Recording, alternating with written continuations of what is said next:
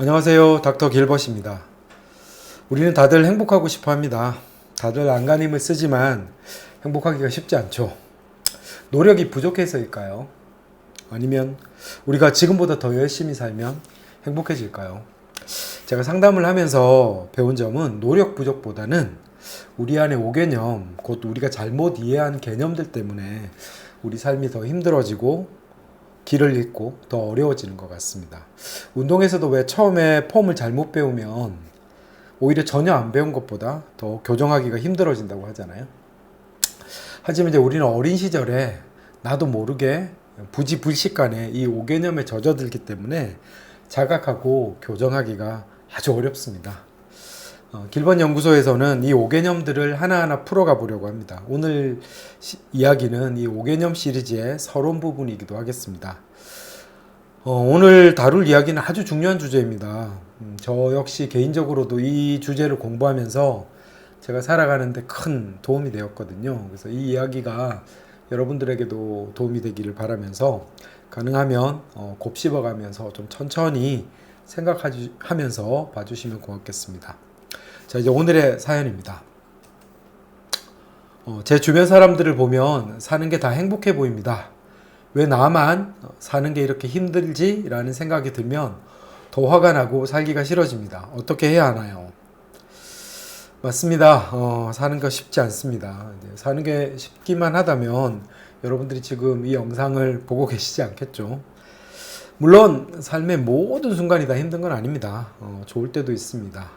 하지만 인생의 어떤 구간은 정말 버티기 힘들 정도로 어려운 때도 꽤 길게 나타나기도 하잖아요.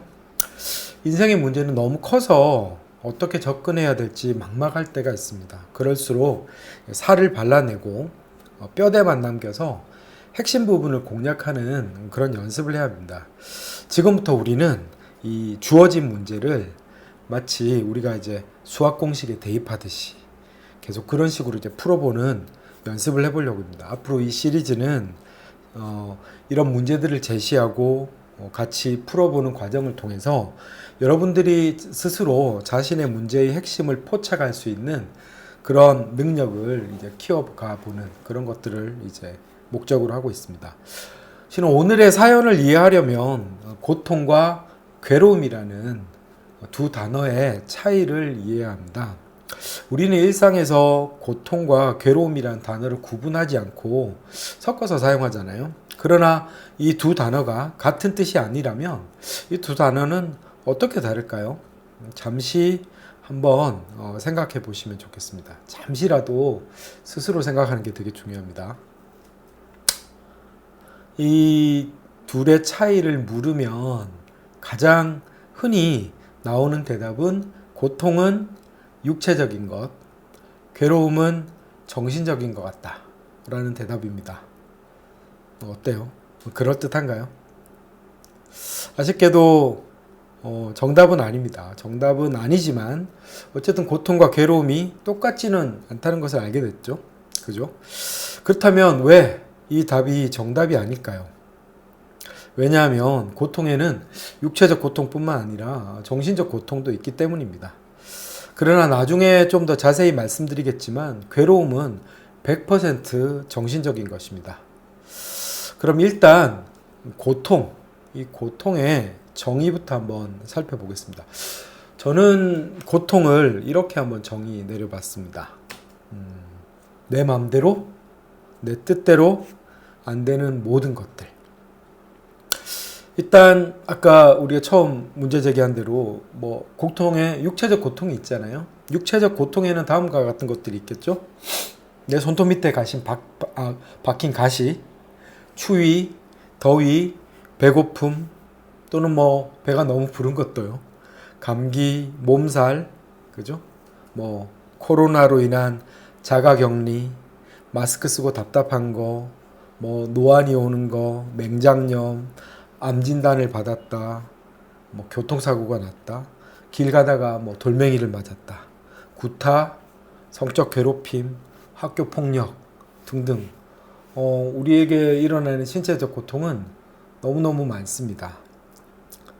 아까 고통이 꼭 육체적인 것만 있지는 않다 그랬잖아요. 그럼 정신적인 고통에는 어떤 게 있을까요? 제일 먼저 생각해 볼 수 있는 건 사랑하는 사람이 날 떠났다. 내 몸에 문제가 생긴 건 아니잖아요. 하지만 우리는 너무너무 고통스러워합니다. 좋아하는 사람에게 고백을 했는데 매몰차게 거절을 당했을 때, 소중한 사람이 죽었다. 보기 싫은 사람을 마주쳐야 하는 거, 원치 않는 상황이나 장면이 계속 떠오르는 거, 내 뜻대로 안 되는 사람들, 자식, 배우자, 부모, 형제 등등 이런 것들은 어느 정도 이제 정신적인 영역에 걸쳐서 일어나는 고통이자, 어린 시절에 환경이 좀 힘들었던 분들은 신체적 고통과 정신적인 고통이 겹쳐서 나타나는 경우도 많습니다. 누군가에게 뺨을 맞는 것도 등짝 스매싱 당하는 것과는 좀 의미가 다르기 때문에 신체적 아픔과 정신적인 고통이 겹쳐서 나타나는 좋은 예라는 생각이 듭니다. 일시적인 고통도 있고요. 오랫동안 지속되는 고통도 있습니다. 우리가 이제 소화가 안 될 정도로 너무너무 큰 고통은 트라우마라는 단어를 쓰기도 합니다. 아마 고통을 열거하자면 끝도 없을 겁니다. 사소한 것부터 큰 것까지 우리 삶은 정말 고통으로 가득합니다. 여기서 고통의 아주 중요한 특징을 하나 이끌어낼 수 있습니다. 이것은 인간의 고통은 보편적이다라는 말입니다. 이 말은 되게 별거 아닌 것 같지만 아주 잘 새겨야 될 말입니다. 이 말을 다시 말하면 고통에서 자유로운 사람은 없다는 말입니다. 물론 고통의 크기는 사람마다 다 다르죠. 그러나 고통이 없는 사람은 없습니다. 인생의 어떤 한 시점에서는 물론 고통이 크게 찾아오지 않을 때도 있습니다. 그러나 이제 고통은 또한 예상할 수 없다는 특성이 있기 때문에 언제 어떻게 찾아올지 알 수가 없죠. 고통의 크기가 사람마다 다른 것에 대해서는 훨씬 더 깊은 차원의 설명이 필요하기 때문에 다른 영상에서 설명드리기로 하고 여기서는 일단 넘어가도록 하겠습니다. 저는 이제 최근에 나의 아저씨라는 드라마를 이제 두 번째로 봤는데요. 무거운 분위기 때문에 끝까지 못 보겠다는 분들도 꽤 계시던데 아마 끝까지 보시면 큰 울림이 있는 드라마라고 저는 생각합니다. 안 보신 분들은 한번 꼭 강추드리고 싶고요. 아무튼 아이유 씨가 연기한 이지안이라는 캐릭터는 누가 봐도 삶의 고통이 굉장히 절절해 보입니다. 하지만 이성균 씨가 연기한 박동훈이란 캐릭터는 밖에서 보면 고통이 잘 보이지 않습니다. 가장 싫어하는 사람과 자기 아내가 바람이 나서 누구보다도 속이 썩어 들어가는데도 말입니다. 박동훈이 잘 가는 식당 사장이 박동훈을 보면서 너같이 평탄한 인생이 내 마음을 어떻게 알겠냐라는 그런 대사를 하는 장면이 나오거든요.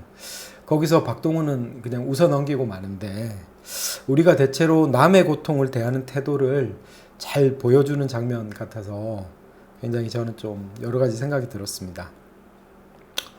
내 인생의 고통은 정말 쉽게 인지하잖아요. 하지만 다른 사람들의 고통은 민감성이 높지 않으면 잘 보지 못하는 경우가 많습니다. 결국 내 손톱 밑에 가시가 제일 아픈 거잖아요. 그래서 다른 사람들은 쉽게 편안하게 사는데 나만 힘들고 어려운 인생을 산다는 착각에 빠지는 경우도 많습니다. 이 착각이 바로 이어서 말씀드릴 괴로움이라는 현상을 또 만들어내게 됩니다. 아까 고통이 내 마음대로 안 되는 것이라면 과연 괴로움은 무엇일까요? 괴로움은 고통에 대한 정신적인 반응입니다. 그래서 아까 괴로움은 100% 정신적이라고 말씀드렸죠. 이 고통에 대한 반응이라는 것이 괴로움과 고통의 결정적인 차이입니다. 여기서 제가 빨간색으로 강조했지만 핵심적인 단어는 반응이라는 단어입니다. 물론 이제 좀 더 자세히 들어가면 고통 없이 일어나는 괴로움도 있지만 지금은 그냥 고통에 대한 반응이라고 정리해 놓겠습니다. 그래서 고통은 신체적일 수도 있고 정신적일 수도 있지만 모든 괴로움은 정신적인 현상입니다. 물론 괴로움이 또 오래 묵으면 화병처럼 신체 증상을 동반할 수도 있거든요. 그렇지만 모든 괴로움의 시작은 정신적인 것, 곧 우리 마음에서 일어납니다. 고통이 내 마음대로 안 되는 것이라고 했잖아요. 그래서 그 정의에서처럼 우리에게 조절력이 없는 경우가 많습니다. 그러나 괴로움은 다릅니다. 괴로움은 고통에 대한 반응에서 일어나기 때문에 우리에게 조절력이 있습니다. 이 말은 똑같은 고통이 주어져도 모든 사람이 똑같은 괴로움을 겪지는 않는다는 것이죠. 주변을 살펴보면 그렇지 않습니까? 지금 이 이야기를 여러분들한테 드리는 가장 근본적인 목적도 우리의 삶에서 고통은 우리 마음대로 할 수 없지만 괴로움은 어느 정도 조절할 수 있고 또 조절할 수 있도록 연습해야 한다는 것을 전달하려는 것입니다. 다만 괴로움이 우리 마음대로 잘 안 되죠. 잘 안 되는 이유는 우리가 어떻게 해서 괴로움이 생기고 어떻게 하면 괴로움이 소멸하는지 그 원리를 잘 모르기 때문입니다. 그 원리를 들어봤다고 해서 갑자기 오늘 괴로움이 사라지지는 않습니다. 아직 마음의 훈련이 되지 않았기 때문이거든요. 우리가 운전학원 가서 운전의 원리에 대해서 배운다고 해서 그날 당장 바로 운전할 수 있게 되는 거 아니잖아요. 차근차근 연습이 필요합니다. 그러나 모든 배움은 아까 제가 운전에 비유 드렸듯이 처음에는 지식적인 것에서 출발합니다. 단어나 용어부터 하나씩 배워가는 거예요. 그래서 일단은 우리가 단어와 용어를 들어야 거기서 알아차림이 발생하거든요. 그럼 지금부터 다시 차근차근 괴로움이 왜 생기고 괴로움에서 벗어나기 위해서는 어떤 것들을 이해해야 하는지 말씀드리도록 하겠습니다. 일단 다시 고통으로 한번 돌아가 봅시다. 고통의 근원은 무엇일까요? 여러 가지를 들 수 있겠지만 저는 고통은 결국 우리의 몸이 있기 때문이라고 봅니다. 우리의 몸에서 신체적 고통과 정신적 고통이 같이 나옵니다. 먹고 사는 걱정, 더위, 추위, 외로움, 병들어감, 늙음, 버림받을까 봐 걱정하는 거, 욕구불만, 대인관계에서의 상처, 생로병사의 모든 고통이 몸과 함께 시작되고 변해갑니다. 다시 말하면 우리가 몸을 가지고 있다면 고통이 없을 수도 있겠죠. 그렇지만 다르게 생각하면 다시 말해서 우리가 몸을 가지고 사는 한은 고통으로부터 자유로울 수는 없다는 것을 우리가 받아들이고 인정하는 것이 중요합니다. 앞서 말씀드린 고통의 보편성이라는 명제가 다시 나오네요. 고통의 보편성을 왜 잘 기억해야 하냐면 이걸 까먹으면 괴로움이 생기기 때문입니다. 자신의 고통을 막 잘 드러내는 사람들이 더러 있긴 하지만 대체로 우리는 우리 고통은 숨기고 좋은 모습만 보여주려는 경향이 강하잖아요. 특히 인스타그램이라는 그죠? SNS를 한번 잘 보세요. 제가 보면 여기 힘든 거, 나쁜 거 올리는 사람 거의 제가 본 적이 없거든요. 거의 대부분 좋은 순간만 올리지 않나요? 자랑할 때도 좋은 것만 편집해서 이야기하지 숨기고 싶은 것들은 우리가 신뢰하고 믿는 사람들 위에는 거의 잘 공개하지 않습니다. 그죠? 이런 것들을 심리학에서는 페르소나라고 합니다. 페르소나는 가면이란 뜻이거든요. 우리는 그 가면, 우리 아주 일부분인 그 가면이 나 자신이라고 이제 생각하고 살아가는 사람이 많습니다. 마음의 구조나 페르소나에 대해서는 추후에 다시 자세히 설명드리기로 하고 지금은 고통과 괴로움에 다시 한번 집중해 보겠습니다. 흔히 시간이 약이라는 말들 참 많이 하잖아요. 일리는 있지만 심리학적으로 보면 꼭 그렇게 타당한 말이 아닐 수도 있습니다. 웬만한 것들은 시간이 지나면서 어느 정도 그게 고통이든 괴로움이든 표면적인 것들은 가라앉기가 마련인데 실은 우리가 의식하지 못할 뿐이지 절대 사라진 게 아니거든요. 그래서 왜 비슷한 자극이 오면 한꺼번에 막 묵은 감정이 올라오는 경험을 다 대부분 한번 다 해보셨을 겁니다. 어떤 분이 그 오래된 과거의 상처가 어제처럼 아픈데 어떻게 해야 하냐고 질문을 주신 적이 있습니다. 네, 큰 상처는 때로는 시간을 초월해서 지속되기도 합니다. 마냥 시간이 더 간다고 해결이 되지 않습니다. 피부 속에 만약에 큰 고름 주머니가 있다면 칼로 째서 고름을 밖으로 빼내야만 치료가 되듯이 나 자신의 자가 치유 능력을 넘어선 상처는 가급적 옮기면 전문가의 도움을 받는 게 더 나을 수도 있습니다. 우리가 왜 가벼운 상처는 그게 병원 안 가도 그죠? 이렇게 밴드 발라주고 소독하면 대부분 낫지만 크게 상처가 너무 벌어졌다든지 하면 소독하고 왜 봉합을 해줘야만 잘 붙잖아요. 그런 것과 비슷한 거죠. 그래서 시간이 지나면 저절로 잊혀진다는 건 실은 널리 퍼진 이것도 5개념의 하나입니다.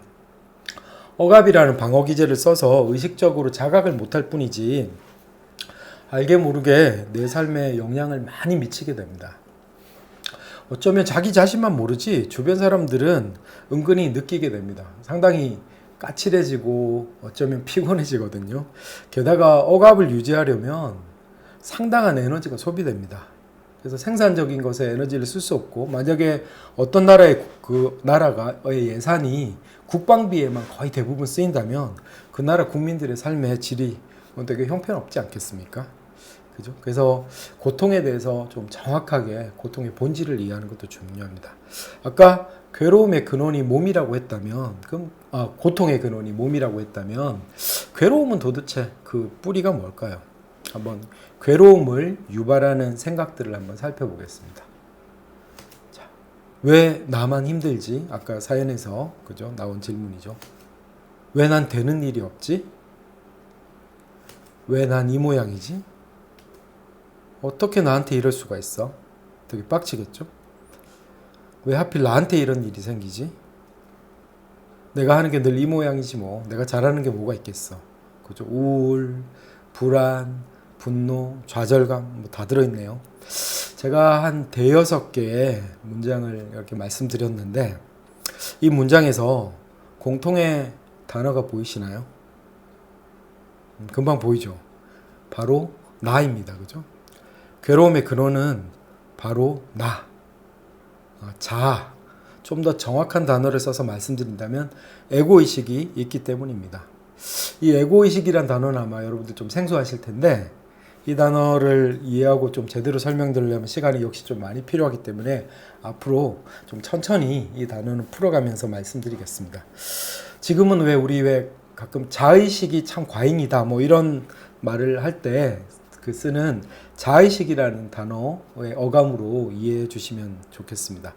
왜 자의식이 부정적으로 발현되면 타인을 너무 과하게 그죠? 다른 사람들을 의식하거나 계속 비교에 빠지게 되잖아요. 그런 것처럼 자의식이 되게 부정적으로 우리에게 작동한 경우가 많는데 제가 정확히 기억은 안 나는데요. 어딘가에서 어떤 분이 우리 삶에서 기대와 비교만 없다면 사는 게 훨씬 편해질 것이다. 이런 취지의 말을 읽은 적이 있는데요. 이 기대와 비교를 만드는 것이 바로 우리의 에고의식입니다. 이 기대와 비교 때문에 삶의 고통에다가 괴로움이라는 무게까지 더해지거든요. 그러면 이제 어느 정도는 아마 여러분들이 이제 고통과 괴로움이라는 두 단어가 조금 구분이 되셨으리라는 생각이 들거든요. 사람마다 차이는 있겠지만 우리의 삶을 더 힘들게 하는 건 고통이 더 클까요? 아니면 괴로움이 더 클까요? 저는 대체로는 괴로움이 우리 삶을 더 힘들게 하는 것 같습니다. 여기 두 사람이 있다고 칩시다. A라는 사람은 요 파란색만큼의 고통이 있고 B는 요만큼의 고통을 가지고 있습니다. A가 지금 고통의 크기로는 좀 더 크죠. 근데 여기에다가 A는 요만큼의 괴로움을 더하고 있고요. B는 이만큼의 괴로움을 더하고 있습니다. 주관적으로는 B가 살아가는 게 훨씬 더 힘들겠죠. 괴로움은 0부터 무한대까지 가능합니다. 당장 우리가 괴로움을 제로로 만들기는 어렵지만 원리를 알고 알아차린다면 고통은 있음에도 불구하고 지속됨에도 불구하고 그 반응으로 나온 괴로움은 줄일 수 있습니다. 상담을 하다 보면 내담자분들께서 상황은 크게 안 바뀌었는데요. 전보다 마음은 좀 훨씬 편해졌어요. 라는 말들을 하는 경우가 많은데 이게 어쩌면 오늘 우리가 이야기한 단어에 대입한다면 고통은 여전히 있지만 괴로움이 줄었다는 뜻이겠죠. 다른 의학 분야는 대체적으로 고통을 대상으로 합니다. 고통의 일부는 어느 정도 해결이 가능한 것들이 있습니다. 과학이 발달하면서 예전에는 속수무책이었던 것들도 하나씩 해결이 가능한 경우가 있는데, 뭐 예를 들어서 항생제가 발명되면서 많은 생명을 구할 수 있게 되었잖아요. 그리고 예전에는 마취제가 없어서 수술할 때 온통 고통을 참으면서 해야겠지만, 지금은 마취라는 학문이 발달하면서 수술할 때 동반되었던 엄청난 고통도 크게 피할 수 있게 되었습니다. 하지만 인간의 삶 전체로 눈을 넓혀보면 여전히 아직 해결할 수 있는 고통보다는 손쓸 수 없는 고통이 훨씬 더 많지 않습니까? 이렇게 또 해결할 수 있는 고통과 해결할 수 없는 고통이 혼재되어 있다는 게 우리를 정말 또 어렵게 하고 혼란스럽게 하죠. 이 점에서 이 해결할 수 있는 고통과 해결할 수 없는 고통을 구분하는 지식과 지혜가 또 살아가는데 굉장히 중요합니다. 이걸 굉장히 잘 표현한 분이 라인홀드 니버라는 분의 평온을 비는 기도라는 문장이 있죠. 아마 들어본 분도 계시겠지만 오늘 고통과 괴로움이라는 맥락을 한번 염두에 두고 다시 한번 읽어보겠습니다. 우리가 바꿀 수 없는 일은 그대로 받아들일 수 있는 마음의 평온을, 바꿀 수 있는 일은 바꾸는 용기를, 그리고 이 두 가지의 차이를 구분할 줄 아는 지혜를 주옵소서. 혹시 여러분들한테도 울림이 있나요? 굉장히 저는 이분이 굉장히 살아가는 데 있어서 굉장히 중요한 지혜의 본질에 도달하신 게 아닌가라는 생각이 듭니다. 근데 아까 말씀드린 다른 의학 분야와는 달리 제가 일하는 정신의학, 그 중에서도 심리 치료라는 분야는 대체로 고통보다는 괴로움을 다루는 작업인 것 같습니다. 괴로움을 줄이려면 괴로움의 근본 원리에 대해서 우리가 알아야 합니다. 근데 이 중요한 걸 우리는 학교에서 한 번도 배운 적이 없습니다. 고통은 대체로 외부에서 오는 경우가 많죠. 그렇다면 괴로움은 어디서 오는 걸까요? 괴로움은 잘 들여다보면 결국은 내가 만드는 것입니다. 정확히는 나의 에고의식이 만드는 것이지만 에고의식도 나의 일부분이니까 일단은 내가 만드는 것이라고 하겠습니다. 내가 내 괴로움을 만든다는 말은 어찌 보면 참 냉정하고 또 아픈 말이기도 하겠지만, 어쩌면 뒤집어서 생각하면 괴로움을 끝낼 수 있는 열쇠도 내 안에 있다는 희망의 언어로도 해석될 수 있겠습니다. 다만 그 열쇠가 어디 있는지 몰라서 어려울 뿐이겠죠. 원망이라는 감정이 있잖아요. 이 감정은 내 괴로움의 이유를 외부에서 찾을 때, 고통과 괴로움의 차이를 구분하지 못할 때 생기는 감정이고, 원망은 아주 흔한 감정이잖아요. 그리고 아주 오래 묵기 쉬운 그런 감정이죠. 더더욱 그래서 고통과 괴로움의 차이를 잘 구분해야만 우리가 괴로움이라는 이 반복된 사슬에서 벗어날 수 있고, 실은 괴로움을 잘 다루는 사람들이 앞선 영상에서 말씀드렸던 멘탈 갑의 또 중요한 특징이라고도 할 수 있겠습니다. 물론 이 원망이란 감정의 정반대에는 자책감이라는 또 다른 괴로움의 함정이 있겠지만, 이런 디테일은 차차 이제 강론에서 배워가기로 하고요. 다시 한번 이제 이야기를 한번 요약하겠습니다. 고통은 내 마음대로 내 뜻대로 안 되는 모든 것들입니다. 고통을 정의하면, 그죠? 우리 삶은 결국 고통과 함께하는 거죠. 고통이 없다는 것은 어쩌면 생명이 없다는 말과도 같겠네요, 그죠? 고통이 곧 우리의 삶과 늘 함께한다면, 그런 이유로 자살을 해결책으로 택하는 경우도 많습니다만, 이 경우도 저는 엄청난 착각을 동반하고 있다고 생각합니다. 이게 왜 착각인지도 설명드리려면 아주 큰 세계관이 좀 필요하기 때문에 지금은 이게 착각이라는 것만 좀 강조드리고 싶습니다. 결국 삶이 고통으로 가득 차 있다면 고통과 우리가 어떻게 관계를 맺느냐에 따라서 우리 삶의 질이 엄청나게 차이가 납니다. 제가 그래서 너무나 중요해서 이걸 다 색깔을 좀 달리해서 적어봤습니다. 고통과 관계 맺는 방식.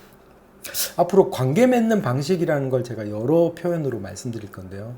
실은 현재와 관계 맺는 방식, 즐거움과 관계 맺는 방식, 나의 자아와 관계 맺는 방식, 이런 것들에 따라 우리가 이제 삶이 굉장히 달라지거든요.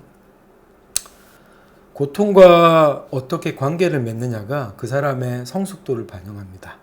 그 사람이 에고의식에서 얼마나 자유로운가를 보여줍니다. 에고의식에서 벗어나면 괴로움에서 자유로워집니다. 몸을 가지고 있는 우리는 지금 당장 고통으로부터 완전히 자유롭기는 거의 불가능합니다.